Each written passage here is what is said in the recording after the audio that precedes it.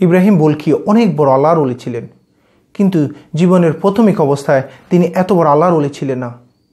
তাকে আল্লাহ পাক বিশাল নাজ নিয়ামত বিশিষ্ট বিশাল রাজ্য দান করেছেন। তিনি সকাল থেকে ঘুমানোর আগ পর্যন্ত সর্ব অবস্থায় এই রাজ্য নিয়ে ব্যস্ত থাকতেন। তিনি সমস্ত কোথায় কি হচ্ছে এগুলো নিয়ে ব্যস্ত থাকতেন। রঙ্গমঞ্চতে সময় কাটাইতেন, গান সমস্ত কিছু যা কিছু আছে সমস্ত কিছু নিয়ে তিনি ভোগ বিলাসে লিপ্ত থাকতেন। কিন্তু একদিন আল্লাহ পাক তাকে হেদায়েত দিবে, আল্লাহু আকবার, যার কারণে একদিন তার দাসী তার বিছানাটা পরিষ্কার করে তার বিছানাটা ফিট করতে আসছিল। এসে ওই বিছানাটা এত সৌন্দর্যতা এত মজা দেখে ওই দাসীটা আল্লাহর কুদরতের মাধ্যমে ওই দাসীটা হঠাৎ করে সেই বিছানার মধ্যে শুয়ে গেল। শুয়ে তার ঘুম চলে আসলো।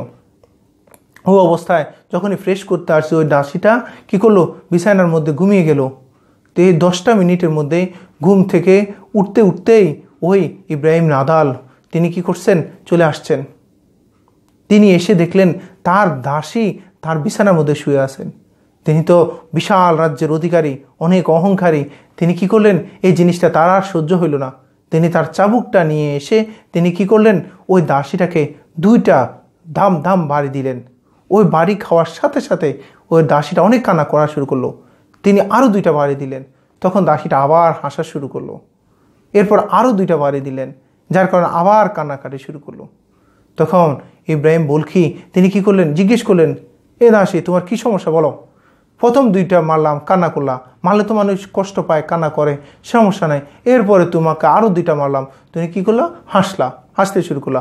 এরপর আবার 2টা মারলাম, আবার তুমি কান্না করলা, ব্যাপারটা কি আমাকে বলো, খুলে বলো। তখন ওই দাসীটা বলে যে, রাজা, হে আল্লাহু আকবার, হে মাননীয় রাজা, আমার আসলে প্রথম 2টা যখন আপনি মারছেন তখন আমার কাছে অনেক কষ্ট লাগছে।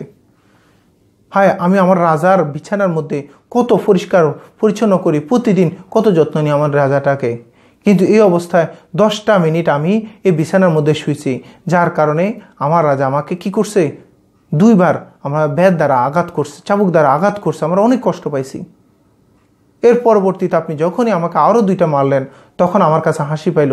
কারণ কি, আমি দেখলাম আমি 10টা মিনিট শোয়ার জন্য আপনি আমাকে 2টা বাড়ি দিলেন, কিন্তু এখন পরবর্তীতে আরও আমি কি করলাম, আপনি আরও 2টা বাড়ি যখন দিলেন তখন আমার আল্লাহর কথা মনে হইল যে আমি 10টা মিনিট শুইলাম, 2টা বাড়ি খাইলাম, কিন্তু আপনি এই বিছানার মধ্যে যে বিছানার মধ্যে 10 মিনিট শোয়ার কারণে 2টা বাড়ি খাইলেন, এই কারণে আপনি সারাটা জীবন এই বিছানার মধ্যে শোয়া।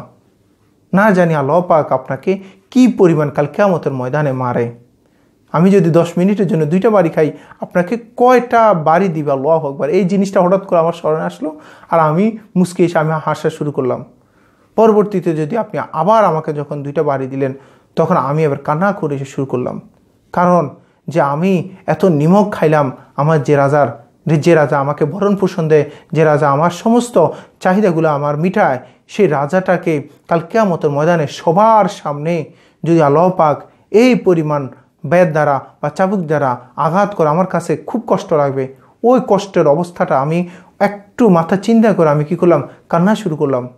10টা মিনিট শোয়ার কারণে আপনি আমাকে মারলেন, আর অগাধ সময় সকাল বিকেল সর্ব অবস্থায় রঙ্গমঞ্চ আপনি সময় কাটাতেছেন, আপনি এই বিছানার মধ্যে শুয়ে আছেন, আপনি সবাইকে নিয়ে খেলতামাশার মধ্যে আছেন। আপনাকে কাল কিয়ামতের ময়দানে আল্লাহ পাক কী পরিমাণ বেত দ্বারা আঘাত করবে, এইটা নিয়ে আমি এরপরে আপনি আমার অনেক উপকার করেন, আমাকে সমস্ত কিছু জামা কাপড় থেকে শুরু করে সর্ব অবস্থায় যা কিছু লাগে খাওয়া দাওয়া সমস্ত কিছু আপনি আমার পরিবেশন আমাকে দেন।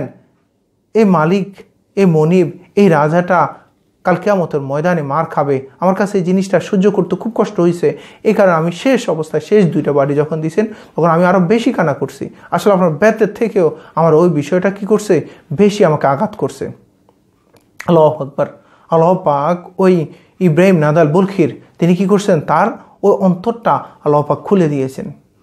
ওই অবস্থাটা চিন্তা করে তিনি না, আজকে থেকে তিনি আর কখনোই রাতে শুবেন না, কখনোই সর্ব অবস্থায় আল্লাহর জন্য তিনি সারাটা রাত দাঁড়িয়ে দাঁড়িয়ে কাটিয়ে দিবেন। এটা নিয়ত করে তিনি কি করছেন, যে কিছুদিন তিনি এভাবে রাতে জাগরণ করে তাহাজ্জুদ পড়া শুরু করলেন। যখনই তাহাজ্জুদ পড়া শুরু করতেছেন এই অবস্থায় চলতে চলতে হঠাৎ একদিন রাতে ওনার প্রাসাদের উপর কি করছে, এক ব্যক্তি খড়ম দিয়ে ঠকস ঠকস হাঁটতেছেন। তখন রাজা অনেক মেজাজে, কে রে এ রাত্রে, কে আমার এই চাঁদের উপরে হাঁটতেছস? তখন বলে যে যে আমি অমুক।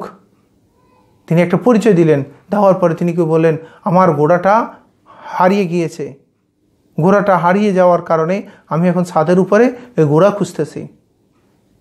তখন ইব্রাহিম বলকি হায়, তিনি তো অবাক হয়ে গেলেন। তিনি বললেন যে কী বলো, ঘোড়া তুমি খুঁজবা বিভিন্ন জঙ্গলে, বিভিন্ন প্রকার মাঠে তুমি ঘোড়া খুঁজতে আসতো, প্রাসাদের ছাদে, অট্টালিকার ছাদে তুমি ঘোড়া খুঁজতে আসতেছো, এটা কি? তখন ওই লোকটা তখন বলে যে ঘোড়া যদি রাজপ্রাসাদের ছাদের মধ্যে ঘোড়া না পাওয়া যায়, যদি ঘোড়াকে খুঁজতে গিয়ে জমি জঙ্গলে, ঝোপঝাটে, বন জঙ্গলে খুঁজতে হয়, তাহলে ঠিক তেমনি মালিককে তো পাওয়ার জন্য ওই রাজপ্রাসাদে পাওয়া যাবে না। মালিককে তো পাইতে হলেও ঠিক ওই জায়গায় যাইতে হবে যেখানে মালিক আছে। রাজপ্রাসাদে বিলাসবহুল জীবনযাপন করে মালিককে তো পাওয়া যাবে না। তখন ইব্রাহিম বলকে আরেকটা ধাক্কা খাইল। তিনি কি করলেন, তার অন্তরটা আরও খুলে গেল। তিনি সকাল হইতে না হইতে সমস্ত রাজ দরবারে সবাইকে সভা ডাকলেন, মন্ত্রীদেরকে ডাকলেন। তিনি তার প্রধানমন্ত্রী যিনি ছিলেন, তিনি সবচেয়ে ঘনিষ্ঠ এবং সবচেয়ে আন্তরিকতার, সবচেয়ে বিশ্বস্ত, তার হাতে রাজ্যের ভার তুলে দিয়ে তিনি কি করলেন, একেবারে বিন্দাস চলে গেলেন। তিনি একেবারে সর্ব অবস্থা সন্ন্যাসীর মতো চলে গেলেন, ঘুরতে চাই যে আমি যে জায়গায় আমার মালিকটাকে পাওয়া যাবে আমি ওই জায়গায় খুঁজতে যাব। খুঁজতে খুঁজতে তিনি বিশাল একটা গভীর জঙ্গলে পাশ দিয়ে কি আছে, নদী আছে, এই জায়গায় তিনি ইবাদত বন্দেগী সারাটা জীবন কাটিয়ে দেওয়ার একেবারে মন স্থির করলেন। কয়েক বছর পর হঠাৎ ওই মন্ত্রীর স্মরণে হইল যে আমার রাজা তো একবার চলে গেছে, যে রাজাটা কি অবস্থায় আছে, কোথায় আছে, বেঁচে আছে না মারা গেছে, একটু খোঁজখবর নেই। এভাবে খুঁজতে খুঁজতে ওই মন্ত্রী, এখন বর্তমানে রাজার ক্ষমতাধর সেই মন্ত্রী খুঁজতে খুঁজতে ওই তার ইব্রাহিম বলকিকে পেয়ে গেল। ইব্রাহিম বলকিকে পেয়ে যাওয়ার পর বলে, হে রাজা। ইব্রাহিম বলকি তখন দেখতেছেন যে নদীর পাড়ে বসে বসে তার পরনে যে জামাটা ছিল জীর্ণ শীর্ণ, যে ধুলা বালি বিশিষ্ট, একবার অনেকগুলা তালি দেওয়া, অনেকগুলা সেলাই করা যে জামাটা পরে আছে, এবং আরেকটা জায়গা দিয়ে তিনি সেলাই করতেছে একটা সুই দিয়া। এই অবস্থায় ওই রাজাটা মন্ত্রীটা, তার একেবারে ঘনিষ্ঠ মন্ত্রীটা, যিনি এখন রাজার পদাধিকার, তিনি এসে বলল, হায় রাজা, আপনি কি করলেন? দুনিয়ার চাকচিক্য রাজ্য, বিশাল রাজ্য আপনাকে দান করছে, সেই রাজ্যটা ছেড়ে আপনি এখানে এসে নিজের জামা নিজে কি করতেছেন, সেলাই করতেছেন। আপনার জন্য প্রতিদিন নতুন জামা ব্যবহার করার জন্য আপনার কোনো সম্পদের অভাব ছিল না। প্রতিদিন নতুন জামা যেখানে ব্যবহার করতে পারতেন, আজকে আর অসংখ্য তালিযুক্ত একটি জামা আপনি পরে দান করছেন। আসলে মানুষকে সুখে থাকলে বুতে কিলায়। এই কথাটা শুনে ইব্রাহিম বলকে অনেক রাগ করলেন, অনেক কষ্ট পাইলেন। তখন তিনি কি করলেন, রাগের মাথায় যে সুইটা ছিল ওই সুইটা নদীর মধ্যে ফেলে দিলেন। তখন মন্ত্রী আরও ঠাড্ডা বিদ্রুপ করে বলতেছে, হায়, এতদিন তো যে সুইটা ছিল এই সুইটা দিয়ে আপনি এই জামাটা কি করতে পারতেন, সেলাই করতে পারতেন। এখন তো আপনার জন্য কিছুই নেই। এখন আপনার যদি কোনো একটা জায়গায় কোনো একটা জামা আপনি এই জায়গা দিয়ে সেলাই করার জন্য প্রয়োজন হয়, আপনি কি করবেন? তখন ইব্রাহিম বলকি বলে, আমার এতদিন সমস্ত কিছু ছিল, রাজত্ব সমস্ত কিছু ছিল, কিন্তু আমার মন বোঝার মতো লোক ছিল না। আমার সমস্ত কিছু আমার হুকুম পালন করতো, টাকা পয়সা, ধন দৌলত, দুনিয়ার জন্য। আসলে আমার নিঃস্বার্থভাবে কেউ আমার হুকুম পালন করতো না। কিন্তু এখন আমি যে সুইটা ফেলে দিয়েছি, ওই সুইটা যদি আমি এই নদীর মাছদেরকে বলি, সবাই আমার জন্য এই সুইটা নিয়ে আসবে। কারণ কি, আমি আল্লাহর হয়ে গেছি, আল্লাহর সমস্ত মাকলুকাতকে আমার করে দিয়েছে। তখন ওই তার মন্ত্রী, যিনি রাজা পদাধিকার, তিনি বলে হাসিয়ে আরও হাসি শুরু করলেন, হায়, আমার রাজা তো এতদিন যা ছিল, এখন তো তার তোর সব ছিঁড়ে গেছে, মাছ নাকি ওনার সুইটা কি খুঁজে দিবে। তখন ইব্রাহিম বলকি বলে, তুমি কি দেখতে চাও ওই মাছগুলো আমার কীভাবে সুইটা খুঁজে নিয়ে আসে? তখন বলে যে না, একটু দেখি, অসুবিধা তো নাই, সমস্যা কি, একেবারে অসুস্থ হয়ে গেছে তো হয়ে গেছে, আমার রাজা অনেক সম্মানীয় ছিল, এখন একটু দেখি না। বলে আর একটু ঠাট্টা বিদ্রুপ করা যাবে রাজাকে, এটা বলে তিনি বলে, হ্যাঁ ঠিক আছে, আসেন, আপনি আপনার সুইটা নিয়ে আসতে বলেন আপনার মাছদেরকে।